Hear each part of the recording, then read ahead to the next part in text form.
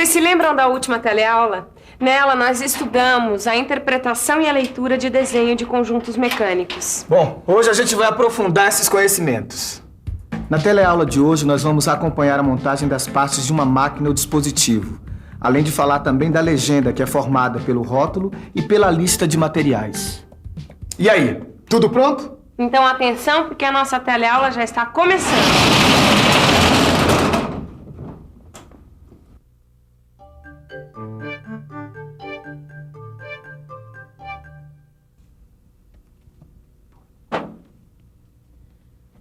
Hoje a gente vai ver o desenho de conjunto. É isso mesmo. O desenho de conjunto é o desenho da máquina, dispositivo ou estrutura metálica, com suas partes montadas. E partes montadas significa que as peças são representadas na mesma posição que ocupam no conjunto mecânico. Para entender melhor os desenhos para execução de conjunto mecânico, o primeiro conjunto que a gente vai ver é esse grampo fixo aqui, olha, que eu estou desenhando. O grampo fixo é uma ferramenta utilizada para fixar peças temporariamente. As peças a serem fixadas ficam neste espaço. Ele pode ser reduzido ou ampliado, de acordo com o movimento rotativo deste manípulo, que aciona o parafuso e o encosto móvel. Quando este espaço é reduzido, ele fixa a peça e, quando aumenta, solta a peça.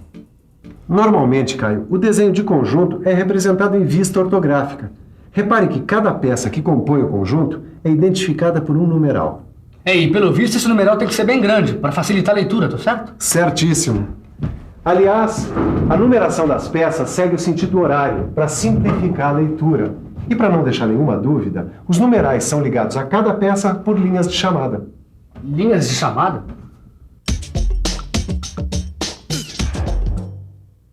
As linhas de chamada são representadas com linha contínua estreita. Sua extremidade termina com um ponto, quando toca a superfície do objeto. Quando toca a aresta ou o contorno do objeto, termina com seta. Só tem uma coisa que eu ainda não entendi direito, Edgar. Qual é a vantagem das peças serem desenhadas da mesma maneira como elas devem ser montadas no conjunto? Põe a caçola pra funcionar, meu. Já sei. É que assim é mais fácil de perceber a relação entre as peças e desse jeito deduzir o funcionamento de cada uma delas. Sabe, Nilza, geralmente o desenho do conjunto em vistas ortográficas, ele não parece cotado, mas quando o desenho do conjunto for utilizado por uma montagem, as cotas básicas podem ser indicadas. Isso pode ser muito bom no caso de uma peça desconhecida para a pessoa que vai montá-la. Exatamente. Por exemplo, para que todo mundo saiba como que esse conjunto pode ser montado, a gente ainda pode usar a perspectiva isométrica. Perspectiva isométrica é a perspectiva em que as medidas são iguais às medidas do conjunto desenhado. Isso pode ser feito usando a escala, conforme é feito em mapas geográficos. De qualquer modo, uma perspectiva como esta representa o conjunto montado. Agora, uma outra maneira de representar o conjunto é através do desenho de perspectiva não montada. As peças são desenhadas separadas, mas ainda assim permanece clara a relação que elas mantêm entre si. Esse tipo de representação também é chamado de perspectiva explodida. Você guardou bem o nome? Mas atenção, raramente os desenhos em perspectiva são utilizados para fornecer informações para a construção de peças. É verdade, viu? O uso da perspectiva é mais comum nas revistas e nos catálogos técnicos. Por isso, é melhor você aprender a interpretar os desenhos para execução de conjuntos mecânicos em projeção ortográfica, que é a forma de representação empregada nas indústrias. Bom, se essa é a forma de representação empregada pelas indústrias, eu acho melhor começar a interpretar os desenhos de execução desse grampo fixo. Já que é assim, que tal começar pela interpretação da legenda? Por mim, tudo bem. Então vamos para o desenho. Repare no conjunto do grampo fixo desenhado nessa folha de papel normalizada. No desenho para execução, a legenda é muito importante. Ela fornece informações indispensáveis para a execução do conjunto mecânico. A legenda é constituída de duas partes, um rótulo e a lista de peças. Bom, então quer dizer que o jeitão da legenda e o número de informações que ela contém vai ser sempre do mesmo jeito? Não, Caio. A disposição e o número de informações pode variar de caso para caso. Mas e no nosso caso, hein, Edgar? Como é que a nossa fábrica de kart vai fazer? Bom, geralmente são as empresas que criam suas próprias legendas de acordo com suas necessidades, né? Bom, eu acho que nós vamos ter que fazer o mesmo. Lembrando que apenas o cumprimento da legenda que é normalizado. Olha aqui, ó, Nilson. Esta aqui é a legenda criada para o nosso curso. Ah, é fácil interpretar a legenda do desenho de conjunto. É só ler as informações que estão no rótulo e na lista. Só que para facilitar a leitura do rótulo e da lista de peças, é melhor analisar um depois do outro. Para não fazer confusão, vamos falar primeiro do rótulo. As informações mais importantes contidas no rótulo são o nome do conjunto mecânico, o tipo de desenho. A indicação do tipo de desenho é sempre feita entre parênteses. E ainda essas informações: a escala, o símbolo indicativo de diedro e a unidade de medida. No rótulo de desenho de montagem, também podem ser encontradas outras informações. Deixa eu aproveitar para falar. No rótulo, ainda pode ser encontrado o número do desenho, olha, que é o correspondente ao lugar que ele deve ocupar no arquivo. O nome da instituição ou a empresa responsável pelo desenho, que vai aqui. A assinatura dos responsáveis pelo desenho, além da data da sua execução. Ô, Ananias, como tem informação no rótulo, hein? É, tem muita coisa. E o rótulo é tão importante quanto a lista de peças, que é a outra metade da legenda, que vai nos fornecer informações fundamentais para a execução da peça.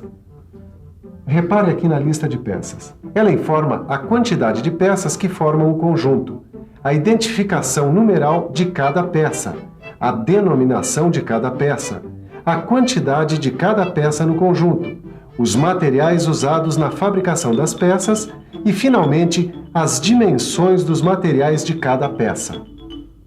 É coisa que não acaba mais, hein, Ananias?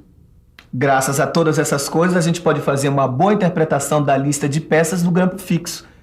E saber sua execução. Bom, pelo que eu entendi, o grampo fixo é composto de 5 peças, tô certa? Certíssima! Vamos ver quais são elas? Corpo, encosto móvel, parafuso, manípulo e cabeça. Bom, a lista de peças está dizendo que para a montagem do grampo fixo são necessárias 2 cabeças e uma unidade de cada uma das outras peças. A lista de peças nos diz também que todas as peças são fabricadas com aço ABNT 1010 a 1020, que é padronizado. Os 2 primeiros algarismos dos numerais 1010 e 1020 indicam o material a ser usado. Neste caso, é o aço carbono. E por que são diferentes os 2 últimos algarismos dos numerais 1010 e 1020? Porque eles indicam a porcentagem de carbono existente no aço. Ó. Neste caso do grampo fixo, né? A porcentagem de carbono pode variar entre 0,10% e 0,20%. É que todas as peças de grampo fixo são fabricadas com o mesmo tipo de aço, né? Mas as seções e as medidas do material de fabricação são variáveis. Veja aqui os símbolos que indicam as variações das seções. Olha só as indicações das seções. Repare que a seção do aço do corpo é retangular. E as seções dos aços, do parafuso, do manípulo e das cabeças, são circulares. Esse símbolo aqui indica que o material de fabricação é chapa. E ele, acompanhado de um numeral, indica a bitola da chapa. Mas será que você sabe o que é bitola? Bitola é um número padronizado que corresponde a uma determinada espessura de chapa. Portanto, este símbolo na frente do número 16 significa uma chapa de bitola 16.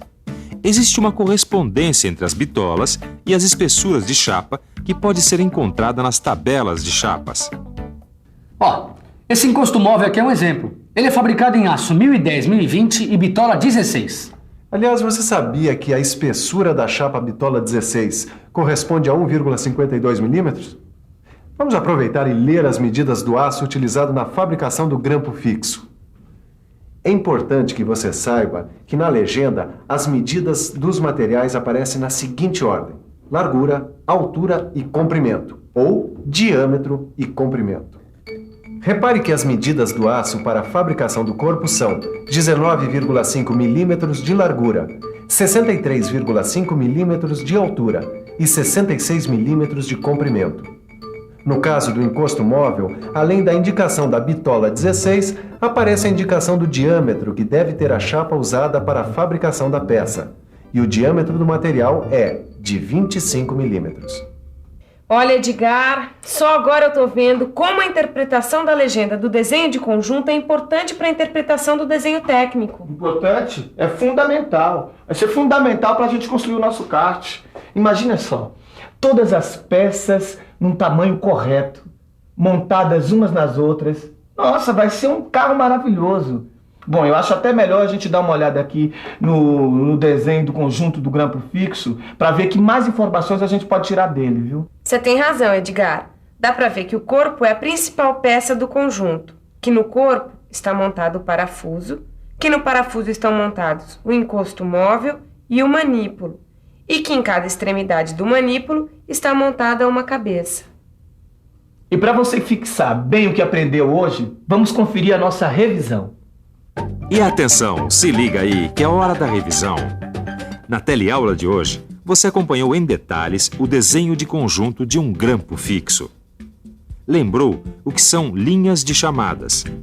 Viu que, geralmente, em catálogos, a peça pode ser representada em perspectiva isométrica, ou ainda em perspectiva explodida. Finalmente, você aprendeu a interpretar a legenda do desenho técnico, que se divide em rótulo e lista de materiais. Bom, a nossa teleaula já está chegando ao fim. Mas você já sabe, né? Para aprender, precisa praticar. Então vamos aos exercícios do nosso livro de estudos. E se você não quer que escape nada dessa teleaula que você acabou de aprender, o melhor mesmo é treinar bastante a interpretação dos desenhos técnicos. É assim, na próxima teleaula, você já vai estar por dentro do que nós vamos falar. Até a próxima.